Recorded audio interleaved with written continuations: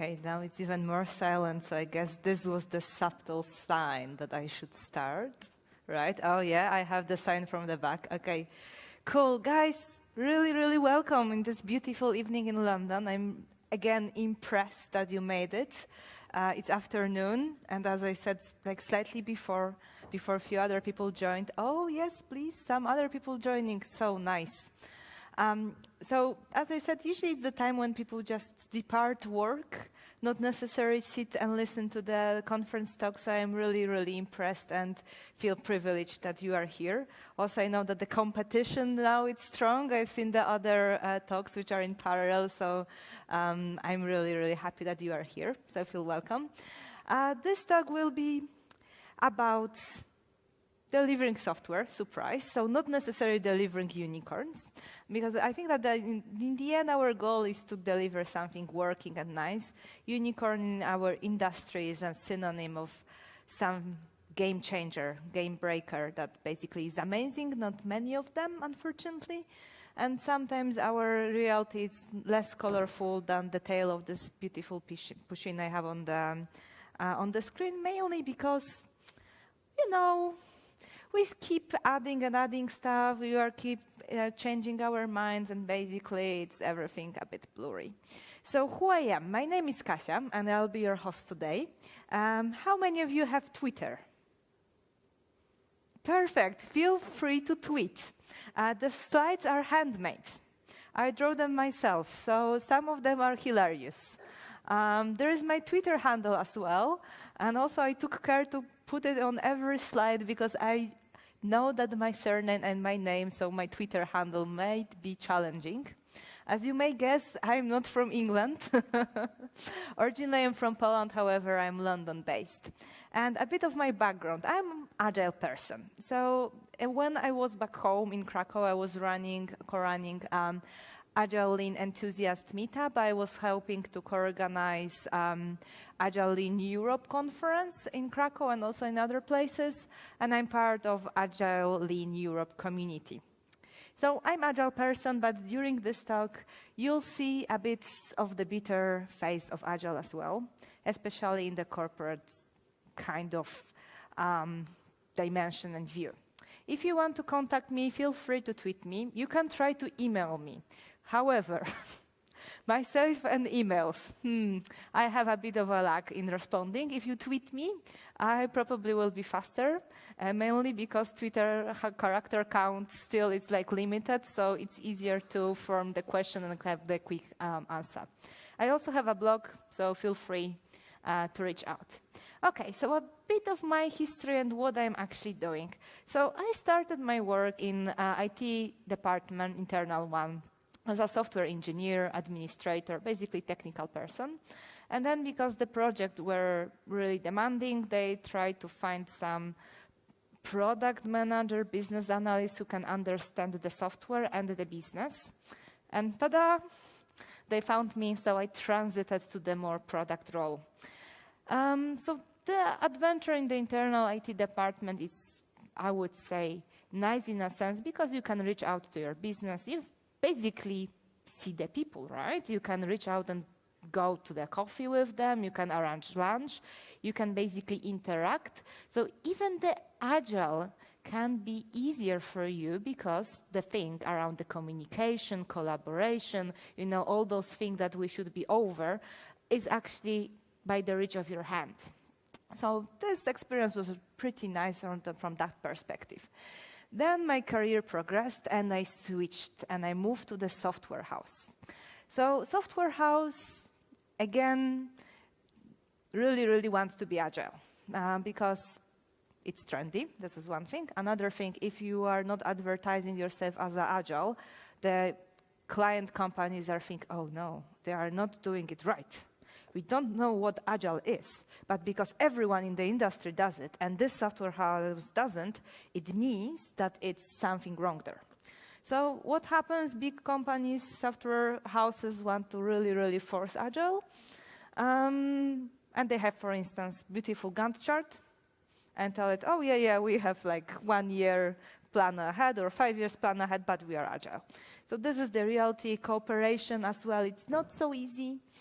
And reaching out to your users or to your business partner is also hard because suddenly you have the whole hierarchy, like salespeople, marketing people, product managers, project managers, and somewhere in the end you have development team. And in order to reach your client or your user or anyone, basically you need to pass all those silos. So again, communication is more challenging. So what was next? So after having experiences in here and here, so in like both kind of realities, I moved to the consulting. So what consultants do? Well, we deliver slides with advising what you can do better, right? And here I have small of a disclaimer. Those opinions are my own, even though I'm a consultant. And I hope to not only show you, okay, what are the wrong things, because I think that nothing is wrong. We are trying to adapt, and sometimes we have constraints, right? So we need to try to operate in those constraints and try to make things better in our small world. So I hope that I will show you a bit of a journey when we just go together and see, okay, where are the troubles, what are our sins, and where is the hope? So how we can fix it, and where are the points where we can actually add a bit of the value by changing small habits. And basically, one important thing, context is the king. So before even I progress, I quickly want to ask you guys, how many of you are from London? I mean, like working in London. Okay, a few more hands. Okay, so there's a few of travelers. Okay, how many of you are working in the corporate world? So I mean, like the company bigger than 500 people. Okay, a few hands.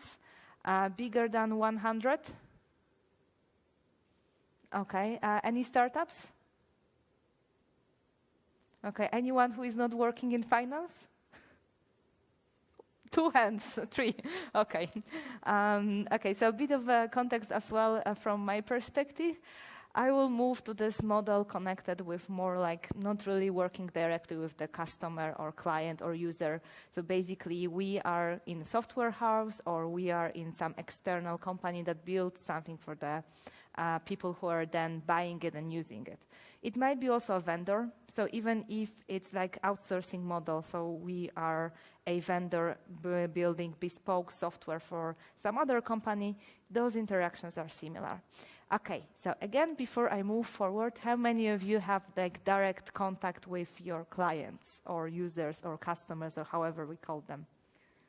Perfect. So hopefully you'll find some useful tips here as well to how to reach out.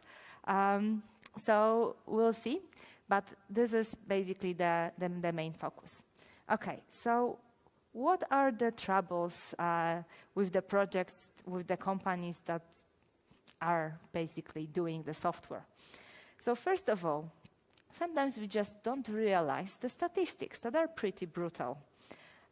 Big projects, by big I mean over £1 million, and basically scope written down for longer than a year, are failing more frequently than the smaller ones. Those are the research that were done in 2012, but I've seen recent ones and they were exactly the same.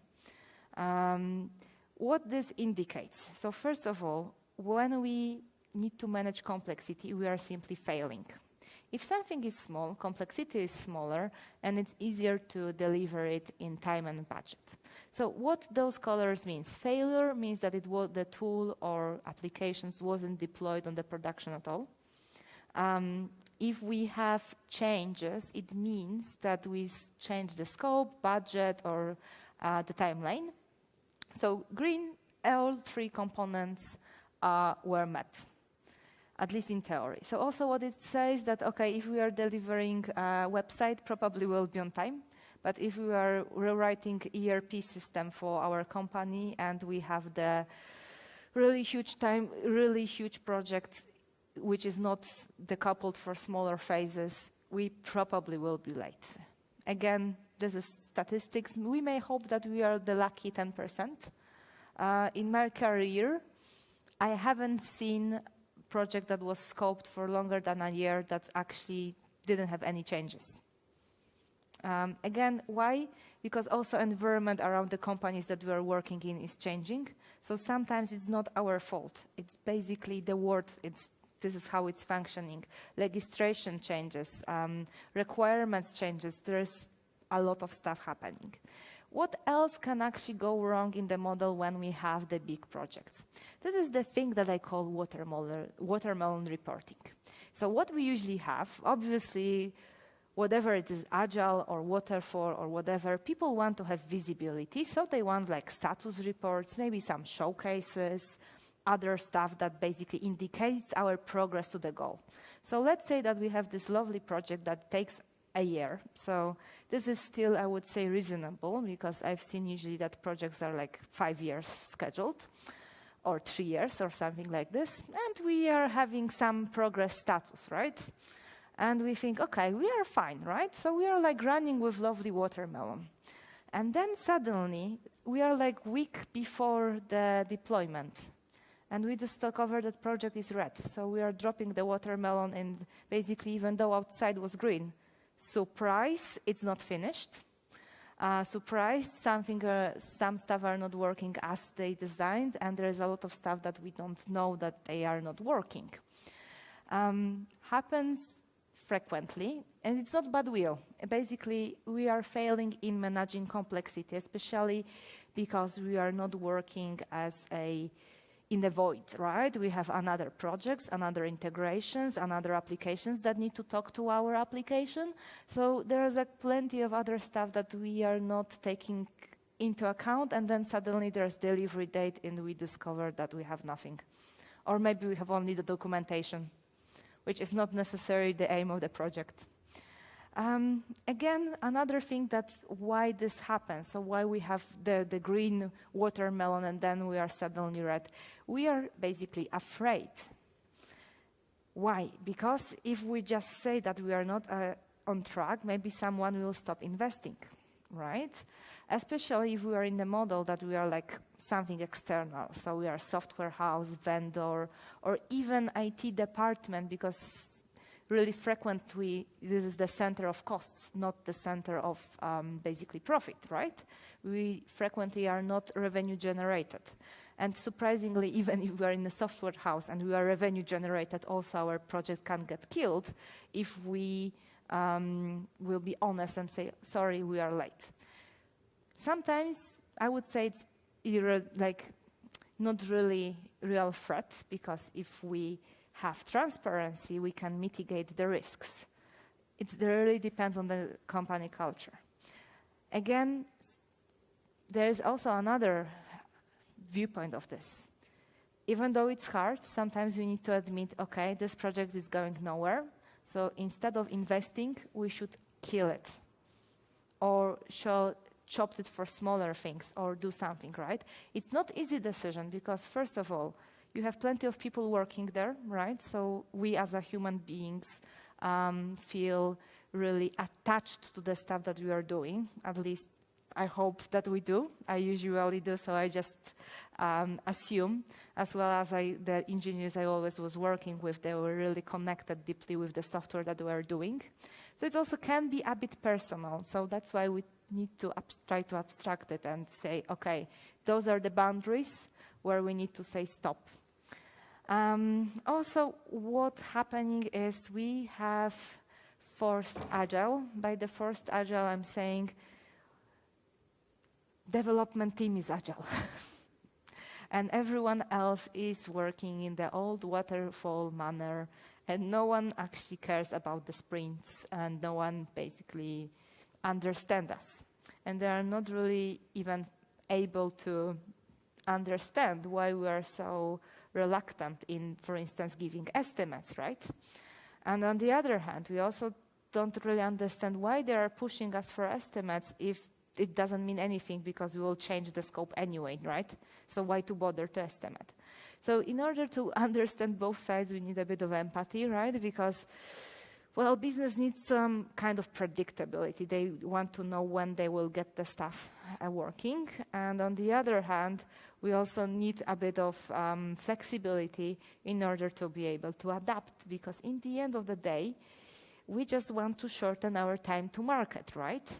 So if we are having this long-term plan, this means business have no visibility, so they are pushing us for estimates.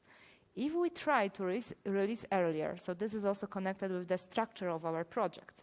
If it's planned for 5 years and release is on the end of it, we will have a lot of push around, okay, give us the estimates, give us the feature list, give us whatever. And even if we have some small Scrum things that pretends to be agile and pretends to be basically fully flexible, we are actually guessing that the end product will be good because we have no visibility. Again, if we are working in a sector that is, for instance, finance, I sometimes can't understand of delivering of only half of the product because, for instance, it's checking or calculating the interests or something really important, and then it's really hard to decouple it. But maybe instead of putting everything, we can make the modules and deliver the modules instead of the whole product. So again, this is the conversations and trying to figure it out how to shorten this in order to provide the visibility and transparency so we don't get the push from the business about the estimates, timelines, scope, and basically requirements written down 5 years ahead. So this is usually addressing the issue. Okay, and what are the themes? So frequently we have no product vision. What I mean by this is not like trying to be innovative, right? Because again, people say that, oh, okay, if we ask our users what they want, they will lie to us. Surprisingly, sometimes they tell the truth. And obviously we need to innovate. I'm not saying no, but sometimes we also need to do some research and try to figure out the feedback loops to see what we are actually building and what is the end goal of our application, to basically not end like something not usable. So if we start to build a helicopter and then figure it out that maybe it's a tank, in the end we can end up with the product that actually does neither of the things because it's too heavy to fly and too awkward to basically write. So we have something that no one can use. And again, if we try to switch our vision constantly, we are chasing the dream and we cannot reach the end goal, which is money. We are not the charity, right? So we need to deploy in order to have the basically feedback and then maybe more investment for delivering new features. If we keep changing our mind and experimenting without clear goal, it's hard. Okay, if we are a startup, there is a joke that startups' troubles begins when they get the customers. Because before, when they have only funding, it's fun, right? But in the reality, we need funding to basically get our salaries done. So the longer we are switching our opinion and longer we are shuffling the ideas, the longer we just postpone getting paid. So this is also important, and that's why we also should shorten time to market. And if you speak with business people and they have the trouble in understanding, you can show them this. Okay, the shorter the time the market is, the quicker you get paid. So this is also another advantage of Agile, because it means that we can start billing quicker, and maybe it's a bit tough, especially that we are usually speaking in Agile in the context of, oh my God, how cooperation important is, right? On the other hand, we also need to remember that we have business partners who are obviously generous and they care about the cooperation, communication, and other values, but they want to get paid. They want to get their revenue, and this is, brutally speaking, even more important than the values. So if you want to convince someone, this is one of the methods. Okay, another thing is, so once we are not really decided, or even if we decided, we have a lot of plans, and we have like huge backlog, 5 years ahead. One of the backlog I've seen had 10,000 user stories, and they also claimed that they are agile. So what's the trouble with big backlog is? You have no transparency what is in it. People think that if something is written down, it's safe and it will get delivered. If you have too many user stories, I guarantee you that it's not working. And people don't know the real priorities as well, because how to get the priorities out of 10,000 user stories? You can do like army of product people who are actually doing only this, like managing the user stories, trying to quarrel between each other, but it doesn't actually move the scope forward. And again, I've seen the product that had, sorry, it's a bit funny, 2 developers, and maybe you can guess how many of product managers they had for 2 developers. Okay, 8. I've heard somewhere 4. 4. Any other guesses? 10. Okay, it wasn't that bad. It was 7. So you were the closest. But again, this is like a hilarious ratio. The project was planned for 5 years, 2 developers and basically 7 product managers, which is not the right balance, right? So if you want to deliver something, and even you know that it's big, just first think about how to maybe chop it for smaller bits, employ more people who can actually code, because this will bring you more success than actually shifting the user stories. And again, the myth of Agile that we have no documentations.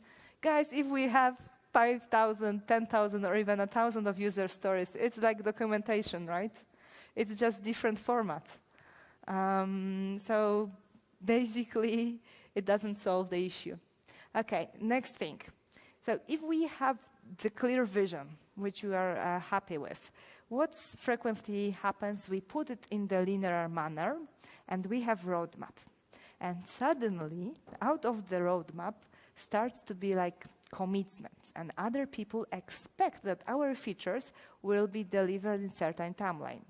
Again, on the one hand, it's really good to have clear direction, but there is a bit of a trap that if we don't deliver, another project would get late. So I'm not saying that we shouldn't have the roadmap. I will show you the trick that we can have that makes the roadmap not linear, so it's harder to put the exact dates. And again, even if you don't put the date, there will be a project manager or someone from the business side who will see the linear features one by another, and they will figure out the magical formula in Excel, apply it. Ta-da! Dates. Beautiful things, right? Okay, another thing is gold plating. We just believe that we are able to do the stuff better next time. And basically, we just keep building and building and building, right? Because we can do it better. Well, surprisingly, not necessarily, especially if we have no feedback loops. It might have sense if you build something once, show it to customers, make some research, try to figure it out how to improve it based on the feedback you get, and then improve. If it's just basically us trying to iterate on the stuff that was never ever deployed, we'll get nowhere. And again, I was working in one of the companies back home that had the project, which was like only 5 years old, and they were just rebuilding the features without even deploying to customer. So if you have enough money, you can invest, but again, it's not desirable state because the patience of the business also will end at some point and they will cut the investment and it will be painful for everyone. Okay, so quickly, before I move to the next part, let me recap. So what are the main things that we should focus on and try to communicate also to our business partners?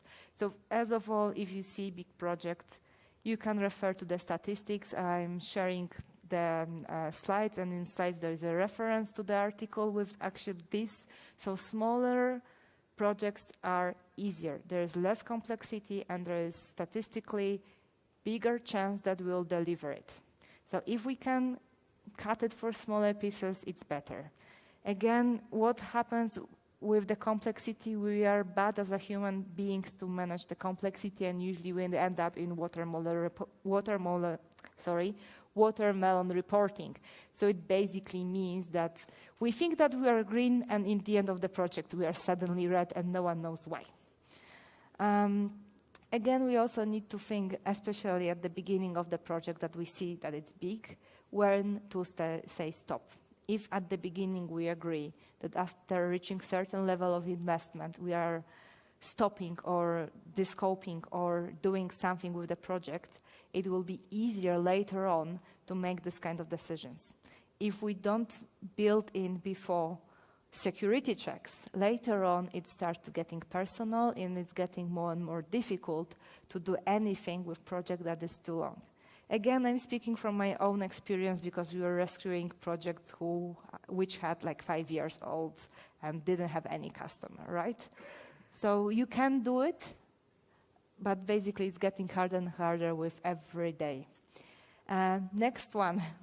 Basically trying to figure it out how to shorten the time to market, because otherwise we just continue investing, and try to figure it out the roadmap in a way that it's not linear, so we are not creating dependencies and commitments, as well as trying to reduce the size of the backlog. So these are the scenes of the corporate world. You can see them also in like the smaller companies. In my first company I worked in internal IT department, we had actually similar issues. It was a bit easier to solve them because we can talk directly to the customers. Here, this whole piece, you need to like talk with multiple people. Also, you can start with your own team in order to improve the situation. Also, we frequently forget that in the end of the chain, there is like a real person who is actually waiting for our software because it solves real business need or real issue, and it is something that someone is looking for. So we need to discover this person to find the proper vision. What frequently happens, especially if we have like blank page and can't figure it out what we actually want to do, which I don't know what is actually worse, having like the situation of too many ideas and pulling in different directions, having blank page. Both are pretty bad, but if we have the blank page, there are the ways to basically find the need and find the person, and we can start by doing research, by doing some heuristics connected with asking people for the opinion. Okay, what is the best approach? What would you like to see? You can try to reach out to the users. And again, in our industry there, I would say that it's divided opinion. Okay, shall we actually speak with them, or maybe we should only ask key users or only business sponsors? I would say that we need to diversify. Internally, if we have the blank page and we don't know what to do, instead of having ridiculous requirements only to make developers busy, make a hackathon. Maybe we'll figure it out ourselves, some brilliant feature that will help us to bring something nice to our product. So there's multiple more manners. But again, there is a question, if we are generating those ideas, how to avoid this? Because those things may be pretty random, and if we don't have sense of direction, we may end up with, again, having troubles. So my advice is try to do a bit of stuff called product tree. This is inspiration is taken from the book called Innovation Games. I really strongly advise, because there is a lot of good ideas over there that we can take, abstract, and adjust to our usage. I actually adapted this one for the few companies I worked in. So what you can do here, first of all, you try to sit out with people and talk first in order to produce the high-level ideas which need to fit into the post-it. Maybe I will quickly show you. And put them on the branches. That means that you need to structure your thinking in a certain manner, so you can later on decouple and say, okay, I'm delivering only this, and this is one module. Or maybe I'm only delivering this, which is like outside. This is not visible here. Outside this time box, inside the time box, and then I'm tackling the next things. This also helps to say, okay, what are the modules, how we can separate things, especially when we talk with business people who not necessarily understand our code dependencies, but they understand the tree. They know that tree has a branch, and branch can't suddenly merge together because it's not how the nature designed it. So if you want to basically describe, okay, why you need microservices architecture and why you need to decouple things, you can use this analogy, and it's easier to people to relate to because they know it and they see it on a daily basis. If you try to abstract it a bit more, it's getting more challenging because people don't really understand our language. Okay, so how to prepare it effectively? Again, brainstorm the ideas before. Maybe I actually shouldn't use the name brainstorm because I'm not really believing in this method. But ask people for ideas, write them down, and on the session, just discuss and put them in the correct places. Make the homework, make prerequisite, make the tree yourself, take the stakeholders into one room, and discuss. Why that in that manner instead of generating ideas in the room? It's faster.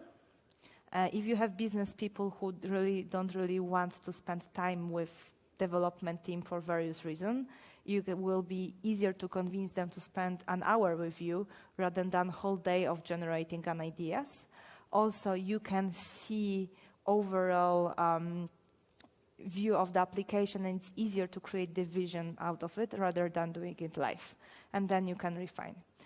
You need, on this kind of session, business stakeholders and technical stakeholders and security and all other people who are involved, or their representatives, to again have the understanding. But this is like the one of the steps. We'll basically go further. So basically, quickly recapping, if we have no product vision and we are struggling with this first scene, we can try to do research heuristics, and in order to not to suffer from pulling the different directions and having the timelines and other stuff with your roadmap, product tree, which is a nice way of structuring your ideas and taking only stuff that are in the current time box and leaving the stuff that are outside it for later. Again, the next trouble was too big backlog, and if we have this is like the first step to do the minimum. So how we can actually do it? So first of all, understanding what we are building. So based on the stuff that is in the current time box, so inside the tree, we can try to figure out what is the key business process. And this is surprisingly nullity for a lot of people because they have no clue what their application is supposed to do. It does plenty of things, but they don't really relate why people are buying it. So sometimes if we discover that current manual process is, I don't know, taking in this case ages, and our applications help us to cut the time by half, and only by doing automation of a few steps, it helps us to see, okay, so we need to deliver only this, we don't need another things. And also will help us to understand that if we break something here, so this timeline will be longer again, people won't be happy. So this is also like universal measurement and understanding what we need to build. Again, especially when we are at the beginning of the journey, we really want to find only game changers and do, brilliant stuff. But sometimes we need to think, okay, maybe when we are doing the first thing and first scope, or even like the next releases, we should think more about, okay, what is the showstopper? When we cannot really deploy without this feature, and focus on delivering them first. It's a bit hard, especially that we have a lot of plenty good ideas. So finding out what actually brings the value to the application, again, is strongly connected with understanding the business process and how people are working. Again, another painful thing, especially if we are late and our application has plenty of beautiful features, but we can't deploy them because they are not finished. And we love them, but basically this is something we really, really need to do. So if we have a lot of stuff in progress, again, or hide it or just remove it. And There's a lot of temptation, especially I just noticed it on the project management side and basic product management side. Oh, you know, we need only 5 days to finish this. We need only 2 days to finish this, and maybe 3 days to finish this. But then it adds up, and we never finish. So again, that's why we need to try to basically reduce work in progress. Another thing that breaks the hearts of a lot of people is accepting that we won't be perfect for the first time. This is the trouble with the gold plating as well, right? So we really want to do it right.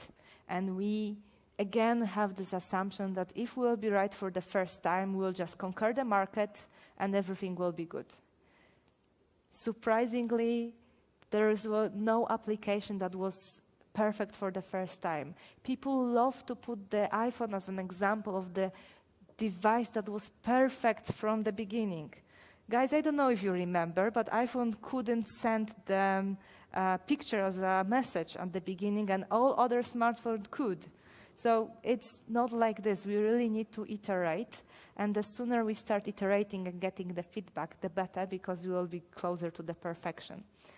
Again, reducing backlog size, it's scary. It's so scary because then we lose the confidence that we actually remember about the features. And this is the thing that also Product Tree can help us.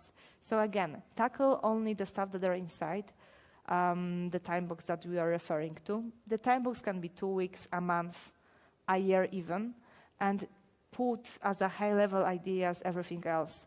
Don't detail it down. Why? Because you lose the time. The requirements will change, and you just lost a couple of hours to write down requirements, groom them, and then estimate them, right? So this is waste.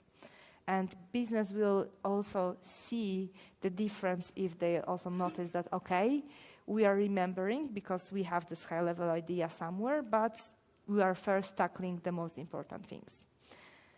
Okay, so how to create this lean backlog? Because again, we have those stuff we just discussed, which are in the middle of the tree, and this is the current time box, but it not necessarily means that we should take everything in. This is the metrics I usually propose, LOV versus ROI. ROI is basically money, return on investment, because we are not charity.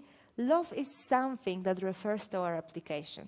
I'm recently building a lot of heavy math algorithms and the allocation engines and this kind of stuff. So for me, performance is the key. We are measuring everything against the performance of our application. If we lost 1 second somewhere, it's crucial and we cannot afford it, right? So every feature that we are taking, we are trying to put on this scale, saying, okay, if we can have money of it, and if it's how it influences our performance. If it's not influencing, it's in the middle. If it's improved, it's towards our heart. If it's getting worse, we just push it here. So then we are taking our ideas from the time box that we had, from the business and stakeholders conversation, and try to basically really roughly estimate it. Again, not waste time on it, because this is something that only help us to figure it out where are our features. Again, we are detailing down first this. Then we need to apply a bit of a common sense. If we have security requirements here, because it doesn't actually bring any ROI and it doesn't improve any performance, then we also need to take it. Why? Because if someone steals our customer data, and God forbid we are working for a bank, right, and someone will steal the password of the online banking accounts of our customers, we are just dead. So we need to have the common sense applied here as well. And how we can look, again, post it. So at this level also the ideas are high level, so we haven't yet wasted time to detail them down. What else can we do? Because frequently this is a lot still and we cannot deliver it really quickly. We can also use really high-level metrics in order to try to measure stuff, but without numbers. So again, if it's improved or is it not improving our situation. How it's working, we are taking the backlog and 3 key business processes that we recognize in application. So again, in my case, it would be performance, of the maybe allocation algorithm, performance of the rendering algorithm that help us to show the outcomes, and maybe query time. So I'm taking each of the cards, and let's say that I'm actually having the engine which calculates the ticket prices for airlines, right? So if I'm focusing on the performance and I have like brilliant idea, maybe people want to query by the color of the aircraft. It's new trendy feature. Our marketing people said that it will basically make our customers to love us. And then we discover, okay, in order to deliver it, we need to connect with some database in China, which is pretty dodgy and basically makes our software take longer to respond with the prices because we need to connect and break the Chinese wall. And maybe it's not the best idea, but maybe it's influenced positively on another thing. And why I actually suggested 3 things to check, because then we can measure. The third thing will tell us if we are taking it or not. If we have 4, then if we have 2, it's hard to decide. 1 frequently is not objective enough. And basically, if we have more, we are increasing complexity of the whole exercise and we are wasting time. Again, all the thing is, keep it high level, keep it like our gut feeling, just to have the first indication what we are taking and what we are delivering first. Then you can have the proper measurement, trying to figure it out the performance, assumption, everything, once you have picked the key things you want to deliver. And this is the easiest way to actually deal with the backlog that is already too big. So you are taking the stuff from it, trying to rationalize it in a sense, taking the stuff that improves your current situation and gives you money, applying a bit of the common sense and taking also the important non-functional requirements or functional requirements that makes your application stable, secure, and so on, and keep those things really light touch. So gut feeling and basically things more or less. And again, I've met few people who are really keen on estimates saying, but you know, we are so good at estimating that we can forecast the future. And I'm really impressed. I didn't have yet the ability of having the crystal ball and being as good at estimations. So that's why I'm actually advising this one. Again, why? If we have the steady team that is able to estimate, fine. But again, it takes time. So why to even waste it? Maybe once we have detailed requirements, we can try to revisit an estimate, especially that business usually feels more comfortable when they see the estimate, no matter if it's right or wrong estimate. But on the other hand, wasting time for it is not necessarily the best idea. Okay, the last scene. Basically, what we can do if we have reversed things. So we have like too many features, but basically still no customers, right? So we have this crazy loop that no one used the product, so let's try what we can build next. And surprise, still people are not using it. Why? Because we have too much of the complexity. I love the example from the Microsoft link. This was the instant messenger that Microsoft did, and it was integrated with Outlook.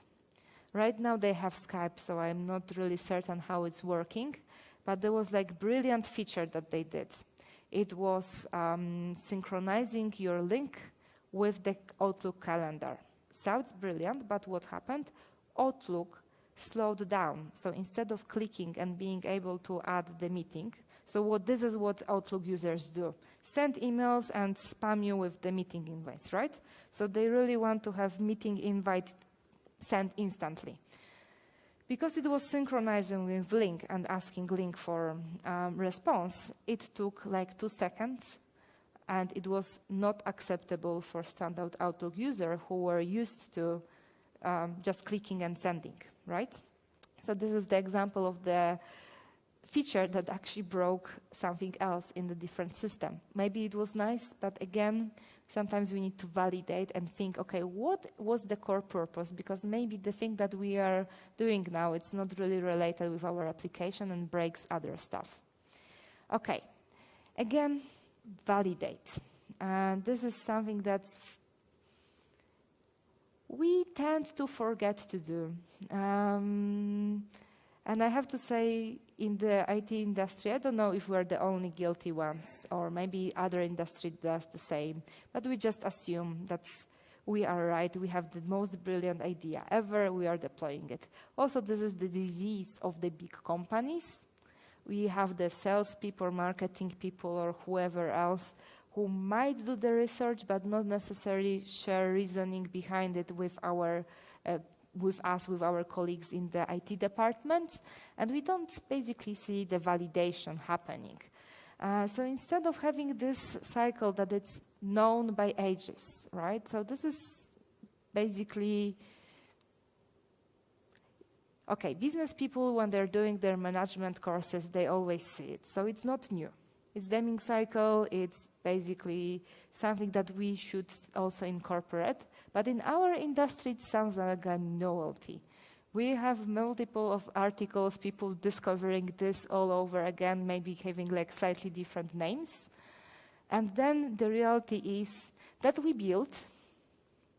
Sometimes we track our users because it's the 21st century. We just applied like the Google Analytics, so we track. But we forget about this piece, like learning and applying anything. I would say that measuring is already a success, but again, measuring frequently is not because we want to learn. We just want to have more data in order to do sophisticated customer tracking, not necessarily improving their life. So basically, we should actually think how we need to design our feedback loop in order to be productive and be able to improve our software in a manner that help us to basically be better on the market. So each time when we are designing our new features, let's ask ourselves again, what's the key business process, and build around it, okay, maybe some prototypes, different ways of supporting the same business process. Let's try to figure it out, okay, what we need to observe in this business process and what we actually need to measure. And basically ask people, okay, what are your showstoppers? What you don't like our application? Because again, if we want to measure something, we need to answer the question, okay, what we are measuring. And frequently measuring just clicks and where people are clicking doesn't give us an answer because we even didn't ask the question, right? We can, I'm also working with the big data, and we are a bit of guilty of like finding the patterns, right? So before even thinking about asking questions, we are just jumping and thinking, yes, big data gives us an answer, but we don't know the question. So I don't know if you've read the Hitchhikers for the Galaxy, but this was the famous answer, 42, but no one knows the question. So this is a similar thing. We may measure stuff, but if we don't figure it out what is the key business process, what is the key things that we are doing, we are not having the right questions. And basically, this leads as well to gold plating, because we just redo the stuff without even understanding what we are doing. Okay, so quickly to basically figure out what we can do better with in terms of getting rid of the redoing stuff is understanding what we are building and building on top of that measurement and learning system so we can incorporate the feedback. And again, a lot of people are saying about a lot of methods how to do measurements, but not necessarily speaking in the context of the business problem itself. So I think this is the missing link we need to think about. Okay, being mindful of time, that we have like 10 minutes left, I quickly wrap up and give you a chance to ask some questions or run away because it's late. Your choice. Okay, so quickly wrapping up, how we can improve our situation. So first of all, instead of having a linear roadmap, try to have something fun. Product tree, for instance, it can be also simple mind map. Anything that is not linear, there's plenty of ideas around. Try to figure it out of the stuff that we want to build. What are the must-haves? Again, there is this magical MVP. I would say that this is one of the ways you can create it. Again, use a bit of the common sense just to not get to the trap of building only the required thing and forgetting, for instance, about the security. Remember that feedback loop is something that you need to also design and think about. It's not just applying Google Analytics to your tool and hoping that, oh yeah, it's enough. You can have plenty of other ideas. Remember to find out what actually your software is supporting, so what of the business goal you need to achieve with your tool, and find the show breakers first to deploy and then try to innovate more. My favorite one, remember that at the beginning, the best way of getting somewhere is just assuming that we are wrong and our estimates are wrong, so don't waste time on them. Okay, this is quickly from myself. I hope that you enjoyed, and I hope you put the green card on later on. Do you have any questions? Yes? So with kind of doing more innovative stuff like hackathons at work, etc., how do you get the business buy-in? Because as a developer, I find it really hard to go, oh, we're going to do a hackathon, you might get something you like out of it, but you might not. Okay, so may I ask one help question? So are you doing something for your internal IT department, or you are like software vendor company? I work for a financial company, so it would be normally in-house sort of stuff we want to buy from. Okay, so you are in-house. So the question was how to convince business partners to hackathons if you are in the context that you are building something in-house. Okay, so advantage of people in-house. So first of all, you can prove that you have a bit of a business knowledge yourselves because you are building the financial things for your company for a certain period of time. And also you can try to convince, okay, we can disrupt a bit because we have the business knowledge already because we work in this industry for you, so we are internal people, and we know the technology. So also you can put few examples from like fintech startups that are doing innovative things that won't be possible in the traditional environment, mainly because you have plans and other stuff. So this can be additional value added for the company because allows them to innovate from the technology perspective that it's not, that business people usually simply are not as advanced as we. So this could be one of the things. Yeah. Any other questions? See that everyone wants to run away for a beer. Okay, so, oh no, we have one question. Okay.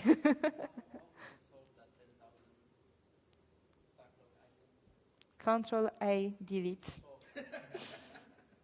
The question was how I solved the 10,000 item thing. So this was one of the projects when I went. Actually, I think I have a bit of the bad luck. Because the first project I joined was 4 years late. The another project I joined was 5 years late. The third project I joined was only 2 years late. So I usually was basically facing this kind of issue. So really huge backlog and already late projects. So then when I was doing more consulting, I discovered, oh my God, there could be also like small projects, which was so nice and refreshing. And I discovered, yeah, you can do this stuff as well. Returning to your question, mainly the trouble with the huge backlog is lack of trust. There is plenty of people speaking about the trust as well. So we don't have trust that if we delete all the stuff, it will ever get done. And we have this naive thinking in the business partners that if it's written down and if it's a ticket number, we'll ever do it.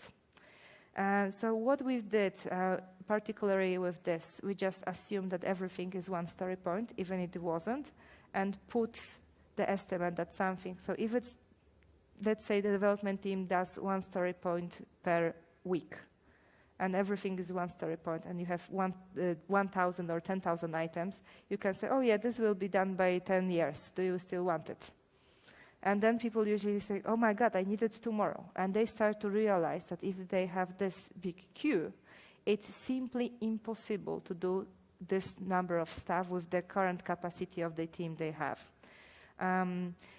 Maybe it would be different if we have, I don't know, a few thousands of people, but then another is the complexity, and basically it's better to divide the project rather to do it in that big manner, right?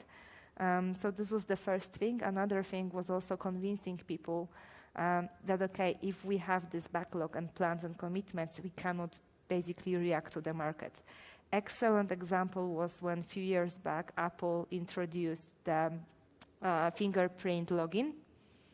So a lot of customers, including myself, I switched my online banking to have fingerprint login because I couldn't remember my password, and all the security things were so hilarious that when Apple introduced it, and there was like one bank on the market that had the app with fingerprint login, I just switched the account.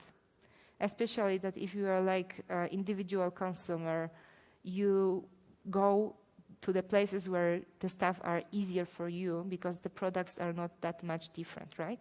So the same is for whatever you are doing.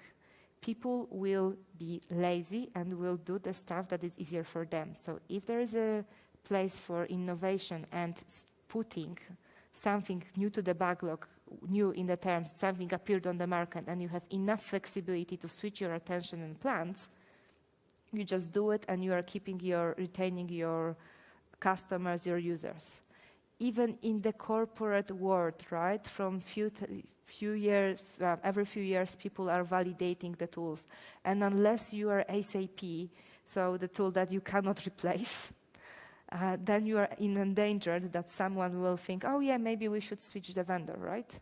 Even the SAP, I would say, in modern world with the startups and all the disruptive manner is not totally safe for long. So again, this is one of the examples I'm usually using. So being able to be flexible.